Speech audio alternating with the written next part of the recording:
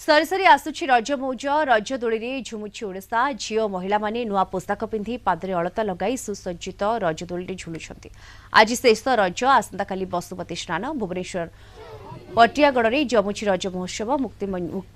मुक्त मंच नाटक विभोर होउछंती दर्शक एवं उद्घाटन समारोह में किटकिस प्रतिष्ठाता डॉ अच्युत सावंत मुख्य अतिथि भाव जोगदे उत्सव को उद्घाटन करते। विभिन्न प्रकार दोली लगा सहित झील और महिला मध्य झोटी चिता मुरुज पिठा नाच गीतर प्रतियोगिता आयोजन सहित मीना बजार आयोजन केशव चंद्र पात्र नाट्य स्मृति कमिटी पक्षर पटिया नीलकंठेश्वर मंदिर प्रांगण में चली महोत्सव आसंता 18 तारिख में शेष हो।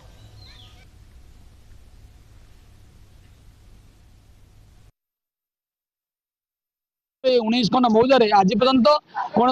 नाटक प्रतियोगिता होता यही पटियागढ़ रज महोत्सव आमर केशव नाट्य स्मृति कमिटी आनुकूल मुक्त मंच नाटक महोत्सव आम आयोजन कर अच्युत संसार आसते उद्घाटन करते बहुत किसी आमको उद्बोधन देते शिक्षा देते।